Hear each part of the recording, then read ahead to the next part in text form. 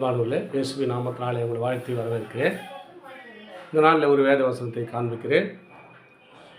மத்தேயு சுவிசேஷம் 5ஆம் அதிகாரம் 13ஆம் வசனம் சொல்லப்படுகிறது. நீங்கள் பூமிக்கு உப்பாய் இருக்கிறீர்கள். உப்பானது சாரமற்று போனால் எதனால் சாரமாக்கப்படும்? வெளியே கொட்டுவதற்கும் மனுஷனால் மிதிக்கப்படுவதற்குமே ஒன்றி வேறொன்றுக்கும் உதவாது.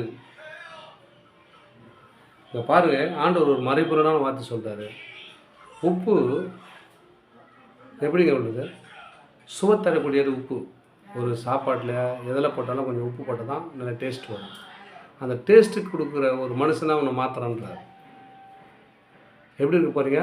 நீங்கள் பூமிக்கு உப்பாக இருக்கிறீங்க. அந்த உப்பு சாரமற்று போனால் எதனால் சாரமாக்கப்படும்? நல்ல ஆவிக்குரிய வாழ்க்கையில் வாழ்ந்து கொண்டுக்கிற, ஆண்டோடைய வசனத்தை கேட்குற, அவர் வழியில் நடக்கிற உங்கள் வாழ்க்கை குறித்து தான் உப்பு போல இருக்கிற உன்னை சாரமற்று போகாதபடி எச்சரிக்கைப்படுத்துகிறார். நீங்கள் பூமிக்கு உப்பாய் இருக்கிறீர்கள். உப்பானது சாரமற்று போனால் எதனால் சாரமாக்கப்படும்? நல்ல ஆவிக்குரிய வாழ்க்கையில், ஜெபமனத்தில், ஊழியத்தை நடக்கத்தில் எல்லாம் இருந்தவங்க சாரமற்று போயிடுறீங்க.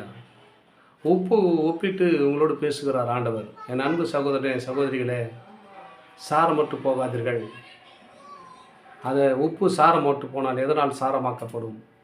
வெளியே கொட்டுவதற்கும் மனுஷரால் மிதிக்கப்படுமே தவிர வேறொன்றுக்கும் உதவாது. உப்பு சாரமற்று போச்சுன்னா நம்ம குப்பையில் போட்டு வேண்டியதான். நம்மளே அப்படி தான் தூக்கி போட்டுருவாங்க. நல்லா இருக்க வரைக்கும் நம்ம மதிப்பாக இருக்கோம். சோத்திரம் பெறுதா, நல்லா இருக்கிறீங்களா? நல்லா இருக்கும். புரியுதுங்களா? எவ்வளோ போராட்டம் பாருங்கள். உப்பு போல் நம்ம சுவைத்தரவுள்ளா இருக்கணும். இயேசு நம்மளை அப்படி தான் வச்சுருக்கிறார். தெய்வம் நம்மளை தான் அப்படி தான் படைச்சிருக்கிறார். உப்பு எப்படி சுவைத்தருக்குதோ அதே போல் சாரமற்று போகாதபடி நம்ம வாழ்க்கை இருக்க வேண்டும்.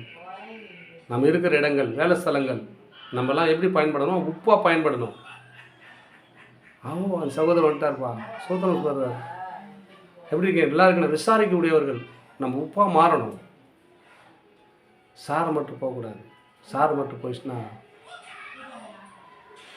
ஒன்றுத்துக்கு புரோஜனம் நடக்கூடும். நம்ம வாழ்க்கை சாரமற்று போகாதபடிக்கு நம்ம எச்சரிக்கையாக இருப்போம். ஆண்டவர் நாள் எச்சரிப்பின் சத்தத்தை கூடுகிறார். நீங்கள் எப்படி இருக்குன்னு சொன்னீங்கன்னா, பூமிக்கு உப்பாக இருக்கிறீங்கப்பா. எவ்வளோ அருமையாக சொல்கிறார் பத்தியா? நீங்கள் எப்படி இருக்கிறீங்க? பூமிக்கு இந்த வசனத்தை கேட்டுக்கிற அன்பு சகோதர சகோதரிகளே, நீங்கள் எல்லாம் பூமிக்கு உப்பாக இருக்கிறீங்க. ஒவ்வொரு காரியத்திலையும் நீங்கள் உப்பு மாரி பயன்படுத்துகிறீங்க. வேலை ஸ்தலத்தில் முதலாளிக்கு ஒரு உப்பாக பயன்படுறீங்க. குடும்பத்தில் தாய் தகப்பனுக்கு ஒரு உப்பாக பயன்படுறீங்க. சகோதர சகோதரி ஒரு பயன்படுறீங்க. ஃப்ரெண்ட்ஷிப் மத்தியில் ஒரு உப்பாக பயன்படுறீங்க. நீங்கள் போகிற இடம் வருகிற ஒரு உப்பாக பயன்படுறீங்க. ஒவ்வொரு காரியத்திலுங்க உப்புனா இதுதான் கிட்ட நினைக்காதீங்க. உங்கள் வாழ்க்கையில், உங்களுடைய செயல்முறையில் நீங்கள் உப்பாக பயன்படுத்தும் போது தான் ஆண்டவரை நீங்கள் என்ன பண்ணுறது? நீங்கள் உப்பாக இருக்குன்னு உங்களை பார்த்து சொல்கிறாரு. நீங்கள் சுவை கொடுக்குறவங்களாக மாறுங்க. ஆனால் சாரமற்று போகாதபடி எச்சரிக்கையாக இருக்குன்னு அதுவும் சொல்கிறார். உப்பு சாரமற்று போனால் எதனால் சாக்கமாக்கப்படுங்க? அந்த காரியத்தை விட்டு விலகி போயிட்டீங்கன்னா உங்களால் எப்படிங்க இங்கே கூட முடியும்? அண்ணன் தம்பி சண்டை போட்டு ரெண்டாவது கூட முடியாது. அப்பா அம்மா சண்டை போட்டு ரெண்டாவது போடுறது கஷ்டமாக இருக்கும். எவ்வளோ நாள் போராட்டம். சாரமற்று போனால் ஒன்றுமே புரியல. அதை சொல்லி காட்டினே இருப்பாங்க. அந்த சொல்லி காட்டாத அளவுக்கு நம்ம என்ன பண்ணால் சாரமற்று போகாதபடி நம்ம அதிலே நிலை நிற்க கர்த்தர் உதவி செய்வார். நம்ம சாரம் உள்ளவர்களாய் அநேக இடத்துல சுவை தரக்கூடிய ஒரு உப்பை போல பயன்பட கர்த்தர் நம்மளுக்கு உதவி செய்வாராக. ஆமென். God plus.